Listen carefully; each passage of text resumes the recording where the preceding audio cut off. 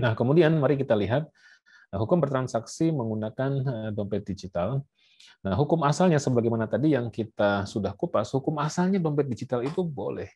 Ya, al aslu fil muamalah al ibahah illa ma dalla ad-dalil ala tahrimiha. Hukum asal dalam muamalah itu boleh. Semuanya boleh, apalagi memudahkan.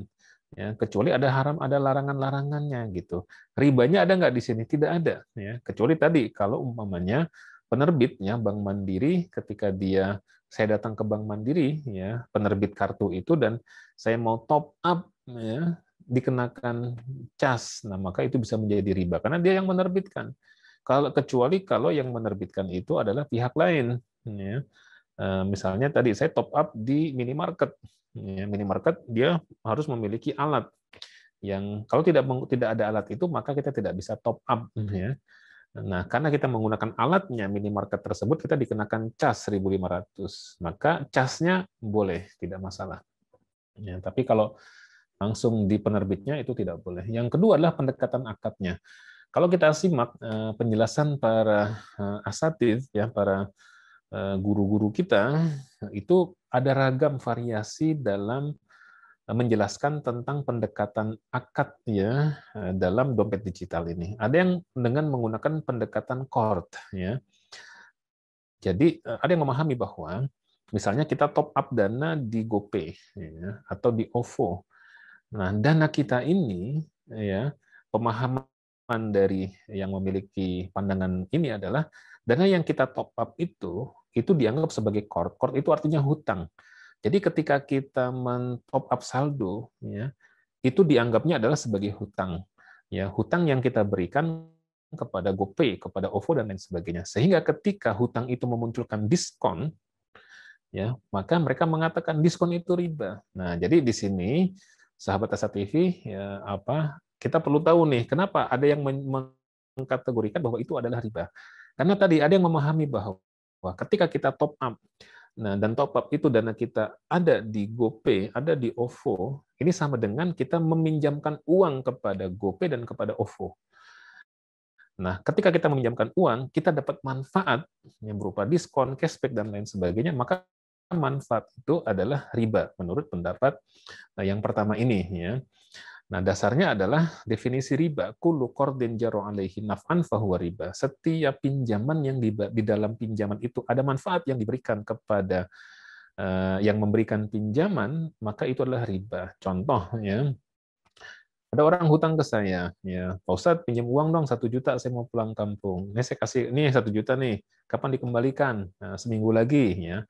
Oke baik, Pak Ustadz nih saya gadaikan motor saya nih, saya titipkan motor saya. Nah selama saya belum bayar, Pak Ustadz boleh menggunakan motor saya. Nah karena saya udah ngasih pinjaman kepada orang tersebut, ya, dan orang tersebut menjaminkan motornya dan motornya boleh saya gunakan tuh motornya berangkat kerja, bahkan saya ojekin segala macam. Maka memanfaatkan motor tersebut bagi saya karena saya sudah memberikan pinjaman kepada orang tersebut, maka jatuhnya riba karena ada manfaat gitu ya yang saya berikan. Apalagi kalau manfaatnya itu berupa uang. Ya dia pinjam 1 juta dikembalikan 1.100.000 ya. Saya syaratkan 1.100.000, maka 100.000 itu adalah riba. Nah, hanya masalahnya di sini adalah yang jadi pertanyaan, apakah uang yang kita top up di GoPay, di OVO, di link aja, di Dana, dan lain sebagainya itu dihukumi sebagai qard? Apakah dia hutang atau bukan? Ulama berbeda pendapat di situ. Kalau dia mengatakan hutang, bahwa itu adalah qard hutang, clear, memang itu riba. Tapi banyak yang tidak sepakat bahwa itu riba. Yang pertama dari sisi tidak ada niat sedikit pun orang yang top up itu menghutangi GoPay. Lah gimana mungkin? Dia duitnya triliunan. Lah saya kan cuma 100.000. Masa saya masukin 100.000 ke situ sebagai qard. Yang kedua, secara peraturan regulator di Indonesia itu bahwa dana tersebut bukan simpanan sebagaimana simpanan diatur dalam undang-undang seperti simpanan kita di bank. Ya, yang ketiga, tidak dijamin LPS. Beda dengan simpanan. Yang keempat, bank tidak boleh menggunakan dana itu untuk menyalurkan kepada mitra-mitranya bank, ya seperti kepada nasabah yang mau meminjam dan lain sebagainya. Sehingga dia tidak bisa dikatakan qard ya, atau kalaupun dia dikatakan qard, dia qardnya tuh qard nakis ya, tidak seperti qard yang seharusnya gitu. Oleh karena itu memang tidak sepakat ya orang menggunakan ini qard. Nah, ada juga yang mengatakan dia wadiah. Kalau wadiah, ya itu artinya titipan. Ya.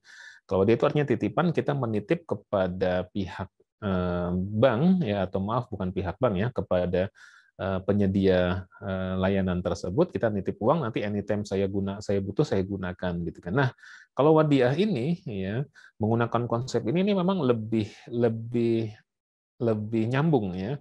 Meskipun di sini ada konsekuensinya. Kalau wadiah itu diskon memang tetap menjadi masalah kalau diskonnya diperjanjikan. Jadi kalau misalnya ya kita top up 100.000, lantas dari top 100.000 itu si GoPay dia mengatakan diskon sekian persen untuk ini. Udah diperjanjikan di awal, maka itu juga tidak boleh ya karena itu nanti bisa menjadi riba. Kecuali kalau diskonnya tidak diperjanjikan ya. Diskonnya tidak diperjanjikan boleh. Misalnya beli makanan 50.000, tiba-tiba didiskon di tempat tanpa ada perjanjian. Jadi 45.000. Jadi kita hanya tertarik 45, hanya ditarik saldo kita 45.000 bukan 50.000 padahal harganya 50.000. Ada diskon yang tidak diperjanjikan itu masih boleh.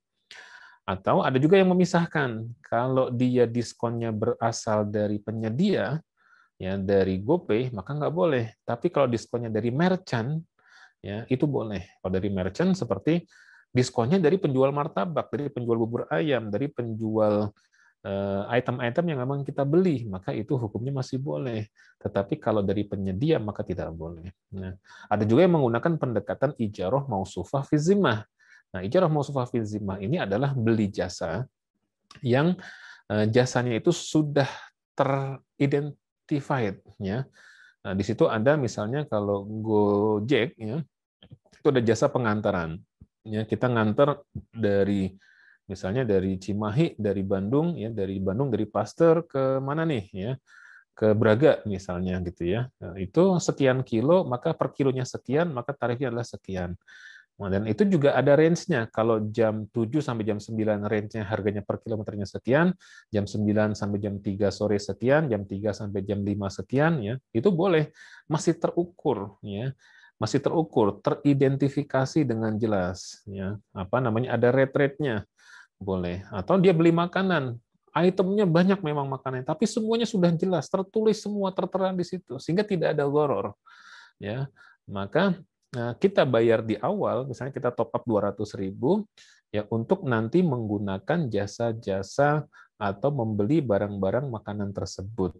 Ya, nanti begitu anytime kita butuh, kita beli martabak langsung. Kita pilih martabaknya manis atau enggak, atau martabak telur, ya telur berapa, telur 2, telur 3, telur 4, gitu ya. Jadi ngomongin makanan ya, jadi lapar nih. Apalagi ini banyak yang saum ya.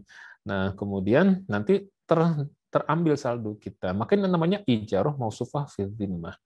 Nah, yang mengatakan bahwa ini ijarah mausufah fi dhimmah, maka segala macam bentuk diskon apapun dari siapapun maka dia boleh.